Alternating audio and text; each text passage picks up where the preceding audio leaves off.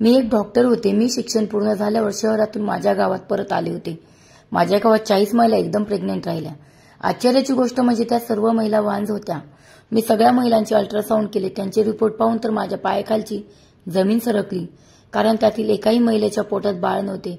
माझे नाव स्वाती आहे. मी शरीराने खूपच जाड असल्यामुळे सर्वजण मला चिडवायचे. 14 वर्षाची असूनही एखाद्या 30 वर्षाच्या बाईप्रमाणे दिसत होती. मी माझ्या आई वडिलांची एकुलती एक असल्यामुळे फारच लाडाची होते. मला खाण्यापिण्याची देखील खूपच आवड होती. दिवसेंदिवस माझी तब्येत जास्तच वाढत चाललेली होती. आमचं एकत्रित कुटुंब होतं. माझ्या वडिलांसोबत माझे 2 छोटे काका आमच्या सोबतच राहत होते. माझ्या वडिलांनी माझं लग्न त्यांच्या मित्राच्या मुलांसोबत जमवलं होतं. त्याचे नाव सुजित होते. सुजित हा दिसण्यासोबतच अभ्यासात देखील फार हुशार होता. माझ्या वडिलांची इच्छा होती की मी डॉक्टर बनून गावातील लोकांची सेवा करावी आणि म्हणूनच त्यांनी पुढे माझे मेडिकल कॉलेजला ऍडमिशन केले. या दरम्यान माझ्या आईचा अपघाती मृत्यू झाला. आई गेल्यानंतर मी मात्र एकटीच पडले. माझ्या दोन्ही चुलत्या नेहमी माझ्या खाण्यापिण्यावरून मला टोमणे देत असायच्या. माझ्या वडिलांनी सुजितच्या आई वडिलांना सांगून ठेवले होते की या दोघांचेही शिक्षण पूर्ण झाल्यावर आपण त्यांचे लग्न लावून देऊयात. माझ्या वडिलांना आश्चर्याचा धक्का बसला जेव्हा सुजितने माझ्यासोबत लग्न करण्यास साफ नकार दिला. तो म्हणाला की एवढ्या जाड असलेल्या मुलीशी मी अजिबात लग्न करणार नाही. ही माझ्या बायकोपेक्षा माझी आई जास्त शोभते. या गोष्टीचे फार वाईट वाटले. माझ्या वडिलांनी देखील त्यांच्या मित्रांबरोबर असलेले सर्व संबंध तोडून टाकले. मेडिकलचे शिक्षण पूर्ण करण्यासाठी माझ्या वडिलांनी मला शहरात पाठवलं. मी खूप अभ्यास करून शेवटी एक डॉक्टर बनले. त्याच दरम्यान माझ्या वडिलांचा हृदयविकाराने मृत्यू झाला. खूप प्रयत्न करून मी माझे थोडेफार वजन कमी केले होते, परंतु अजूनही मी खूपच जाड दिसत होते. माझ्या एका सिनियर असलेल्या डॉक्टर मैत्रिणीने मला सांगितले की जाडी कमी करण्यासाठी बरेच उपाय निघाले आहेत. तिने मला अशा एका थेरपीबद्दल सांगितले की आजकाल वजन कमी करण्यासाठी बऱ्याच वेळा उपयोगी आणतात. थेरपी सहजपणे आत्मसात आणू शकत होते. शेवटी माझ्या डॉक्टर मैत्रिणीच्या सल्ल्यानेच मी ती थेरपी करून घेतली. काही दिवसातच माझे वजन झपाट्याने कमी झाले. माझ्या वडिलांची इच्छा होती की मी डॉक्टर झाल्यावर गावात येऊन गावातील लोकांची सेवा करावी. तशी माझी गावात येण्याची अजिबात इच्छा नव्हती. मला तिथे माझ्या काका काकूंनी अपमानित करून घराच्या बाहेर काढले होते, परंतु वडिलांनी दिलेला शब्द पाळावा म्हणून मी इच्छा नसतानाही गावात परत आले. सुरुवातीला जेव्हा घरी आले तेव्हा माझ्या दोन्ही काकूंनी सुद्धा मला ओळखले नाही, कारण तो उपचार केल्यानंतर माझ्यात फारच बदल झाला होता. मी एकदम सडपातळ आणि सुंदर दिसत होते. माझे ते रूप बघून माझ्या दोन्ही काकू माझ्याकडे आश्चर्याने पाहत राहिल्या. त्या घरात आल्यावर मला माझ्या आई वडिलांची आठवण स्वस्थ बसू देत नव्हती.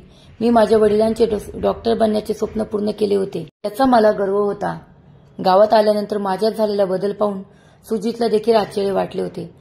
आता मला माझ्या स्वतःच्या पायावर उभे राहायचे होते. म्हणूनच गावात असलेल्या एका हॉस्पिटलमध्ये मी मुलाखत देऊन आले आणि तिथेच मला ज्युनियर डॉक्टर म्हणून नोकरी मिळाली. खानदानात सर्वजण माझे कौतुक करू लागले. डॉक्टर बनणारे मी आमच्या खानदानातील पहिलीच मुलगी होती. एक दिवस सकाळीच मी हॉस्पिटलमध्ये जात असताना माझ्या काकूची मैत्रीण आमच्या घरी आली. तिचे नाव अंजली होते. तिच्या लग्नाला 5 वर्ष होऊनही त्यांना मूलबाळ होत नव्हतं. खूप सारे डॉक्टर करून त्या वैतागल्या होत्या. आज मात्र त्यांच्या चेहऱ्यावर थोडासा आनंद दिसत होता. त्यांचं कारण हे काही वेगळं होतं. काकूला सांगत होत्या की मला अशा ठिकाणचा शोध लागलाय आहे जिथे गेल्यावर वांज महिला देखील प्रेग्नंट राहतात. याच गावात एक अशी सुसान गल्ली आहे जिथे चिटपाखरू देखील फिरत नाही. अशा गल्लीत एका जुन्या वाड्यात एक माणूस राहतो. तो वांज असलेल्या महिलांना उमराचं फूल देतो आणि त्यामुळे महिला गर्भवती राहतात. त्याने मला आठवड्यातून एकदा असं 5 आठवडे बोलवलं आहे. त्याच्याकडे 2दा जाऊन आली आहे. मला काकूच्या त्या मैत्रिणीचं बोलणं ऐकून आश्चर्य वाटलं. काकूला म्हणाले देखील असं कसं होऊ शकतं. त्यावर माझी काकू म्हणाली, तू शिकलेली आहेस, एक डॉक्टर आहेस, त्यामुळे तू असल्या गोष्टींवर विश्वास ठेवणार नाहीस, पण तू हे सत्य आहे. आतापर्यंत गावातील 40 महिला त्याचमुळे प्रेग्नंट राहिल्या आहेत. तेव्हा मी काकूच्या मैत्रिणीला म्हणाले की तुम्ही मला देखील हे उमराचं फुल आणून द्या. त्यावर ती म्हणाली, मी असं काहीही करू शकत नाही. ज्याला मुलबाळ हवं आहे त्यांनी स्वतःच्या माणसाकडे जावं, तेव्हाच ते फुल मिळेल. खरं तर मला या गोष्टीची काही देणे घेणे नव्हते, परंतु मला त्या गोष्टीमागची सत्यता जाणून घ्यायची होती. त्यावर माझी काकू देखील मला ओरडली, तुला या सर्व गोष्टींची काय गरज आहे? अजून तुझे लग्न झाले नाही, तुझ्या कामावर लक्ष दे. त्यावर अंजली काकूंना म्हणाली, 2दा ते उमराचं फूल खाल्लं आहे. आता बघ मी देखील लवकरच प्रेग्नेंट राहील. म्हणून काकूची ती मैत्रीण तिथून उठून निघून गेली. काकूच्या त्या मैत्रिणीचे बोलणे ऐकून माझी अस्वस्थता आणखीनच वाढली होती. असं कसं काय होऊ शकतं? जर असं होत असेल तर मेडिकल सायन्स कधीच मागे राहिले असते. अंजली उठून गेल्यानंतर माझी काकू मला म्हणाले की तुला या सर्व गोष्टींवर विश्वास नसेल, परंतु तुला मी आता खरं सांगते, माझी मैत्रीण खरंच प्रेग्नेंट आहे. आता 2रा किंवा 3रा महिना चालू असेल, परंतु तिने ही गोष्ट तुला सांगितली नाही. ही गोष्ट मला स्वतः तिने सांगितली आहे. त्यामुळे संशय घेण्याचा काही प्रश्नच येत नाही. फक्त माझी मैत्रीण नाही तर गावातील साधारणतः 40 महिला सोबतच प्रेग्नेंट झाल्या आहेत. त्या महिला त्या छोट्या गल्लीतून त्या माणसाकडून उंबराचे फूल घेऊन आल्या आणि प्रेग्नेंट राहिल्या. काकूचं ते बोलणं ऐकून मला आश्चर्य वाटत होतं. त्यावर माझी काकू म्हणाले की तू देखील आता या गावातच आहेस, त्यामुळे लवकरच तुझ्यासमोर सत्य काय आहे ते येईल. असेच दिवस जात होते. मला ते बघून आश्चर्य वाटलं. जेव्हा काकूच्या मैत्रिणीचं पोट खरंच वाढत होतं, जसं एखाद्या प्रेग्नेंट महिलेचं वाढत.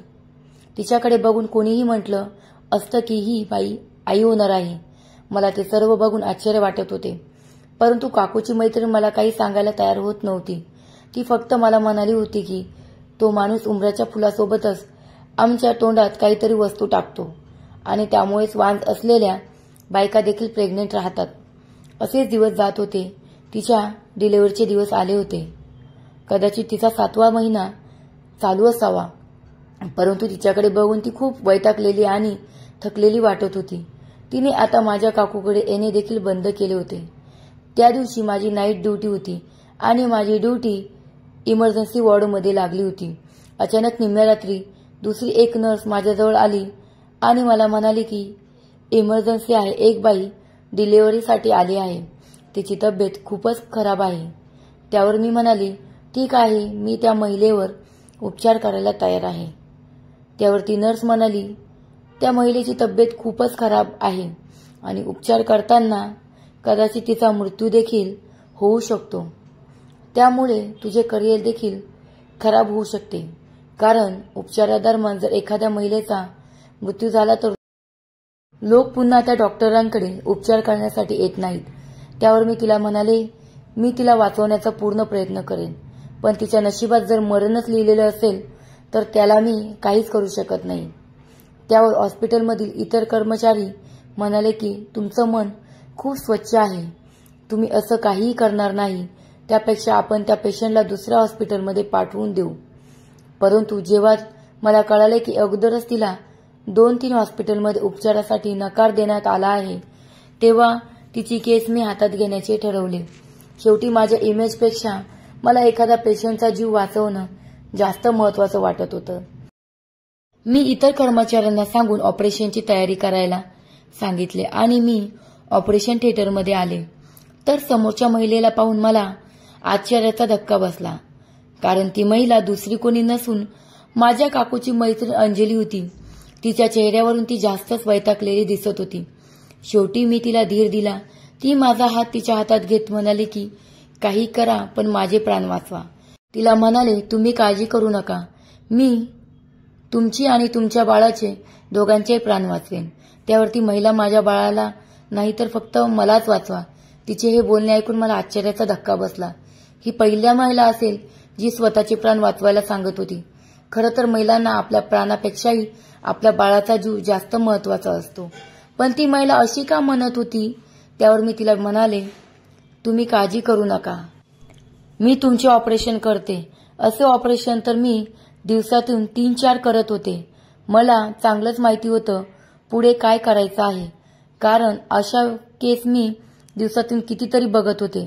पण आज माझ्या आयुष्यातला सगळ्यात मोठा धक्का बसणारा दिवस होता, कारण मला असं काहीतरी जाणवत होतं की ही केस काहीतरी वेगळीच आहे. मी थोडी घाबरले होते. माझ्यासोबत जे डॉक्टर होते ते देखील आश्चर्यचकित झाले होते. शेवटी आम्ही त्या महिलेचे अल्ट्रासाऊंड करण्याचे ठरवले. त्या महिलेचे आम्ही अल्ट्रासाऊंड केले. मग रिपोर्ट पाहून तर आमच्या पायाखालची जमीनच सरकली. त्या महिलेचे पोट बघून कोणीही म्हटलं असतं की ही 9 महिन्याची प्रेग्नेंट आहे. तिच्या पोटात बाळ नव्हते, तिच्या पोटात अशी काहीतरी वस्तू होती, त्यामुळे ती प्रेग्नेंट आहे असे वाटत होते. त्यामुळे तिची तब्येत खूपच खराब झाली होती. आम्ही तिचे ऑपरेशन केले आणि तिचे प्राण वाचवले. तिने कुठल्याही बाळाला जन्म दिला नव्हता. तिचा नवरा तिला सोडून निघून गेला होता, कारण ती जे काही वागली होती ते एकदम चुकीचे होते. ही गोष्ट हॉस्पिटलच्या बाहेर जाणार नाही याची आम्ही पूर्णपणे काळजी घेतली. मी घरी आल्यानंतर माझ्या काकूला सर्व घडलेला प्रकार सांगितला. ऐकून तर काकूला देखील आश्चर्याचा धक्काच बसला. या महिलेच्या पोटात कोणतंही बाळ नव्हतं, तर एक हवा भरलेला फुगा होता. त्या फुग्याला तिच्या गर्भाशयात ठेवले गेले होते.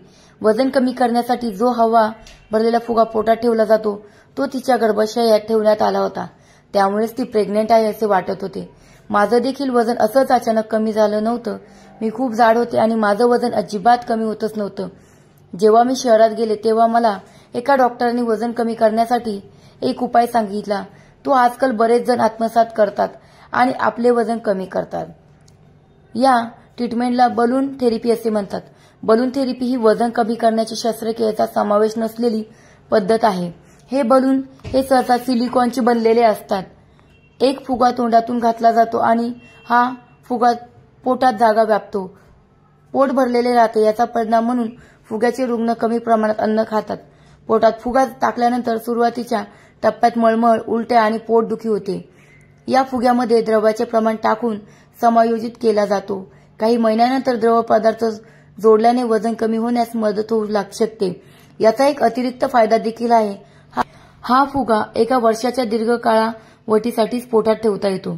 हा एका वर्षाचा कोर्स असतो आणि एका वर्षानंतर वजन कमी झाल्यानंतर हा फुगा काढून टाकला जातो आणि यासोबतच त्या व्यक्तीला कमी खाण्याची देखील सवय लागते. हाच उपाय मी देखील केला होता आणि त्यामुळेच मी खूप सडपातळ देखील झाले होते. मी तो फुगा काढल्यानंतर स्वतःच्या खाण्यावर मात्र खूप कंट्रोल केला होता. या महिला ज्या माणसाकडून उबराचे फूल घेऊन खायच्या, खरं तर त्यामागे काहीच तथ्य नव्हते.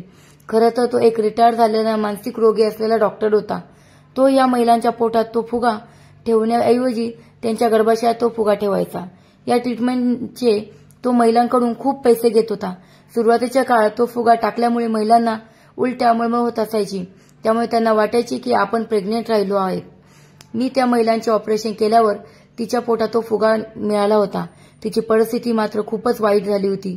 तर तो फुगा तिच्या गर्भाशयातच फुटला असता तर तिच्या सर्व शरीरात विष पसरून तिचा मृत्यू झाला असता. शेवटी आम्ही त्या महिलेचे प्राण वाचवले आणि पोलिसांना त्या मानसिक रोगी असलेल्या डॉक्टरांच्या घरी जाऊन अटक केली. तपास केल्यानंतर समजले की त्या महिला प्रेग्नेंट राहण्यासाठी त्या डॉक्टरला आपले सोने चांदी विकून खूप सारे पैसे देत होत्या. नंतर समजले की 40 महिलांची प्रेग्नेंट राहण्याची गोष्ट ही खोटी होती. त्याने त्यापेक्षाही जास्त महिलांसाठी हे केले होते. या गोष्टीमध्ये 3 महिलांनी आपले प्राण देखील गमावले होते.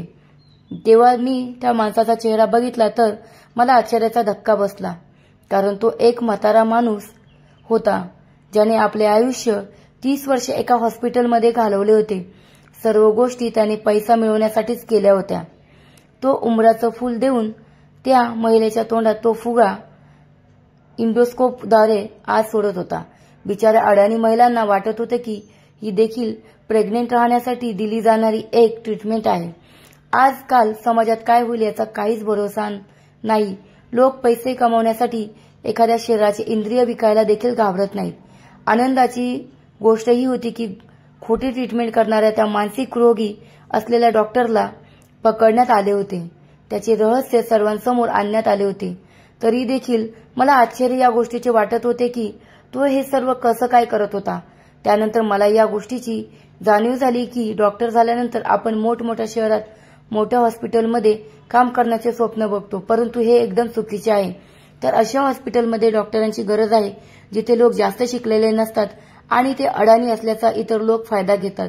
मी आता निर्णय घेतला होता की मी याच गावात राहून इथल्या लोकांची सेवा करेन. या गावातील लोक आता मला खूप आदर देऊ लागले. मला या गोष्टीचा आनंद होता की मी माझ्या वडिलांचे स्वप्न सत्यात उतरवले होते. मित्रमैत्रिणींनो, गोष्ट कशी वाटली नक्कीच कमेंट बॉक्समध्ये कळवावे आणि अशाच प्रकारच्या नवनवीन गोष्टीसाठी चॅनलला लाईक आणि सबस्क्राईब करा. भेटूया पुढील नवीन कथेसोबत. धन्यवाद.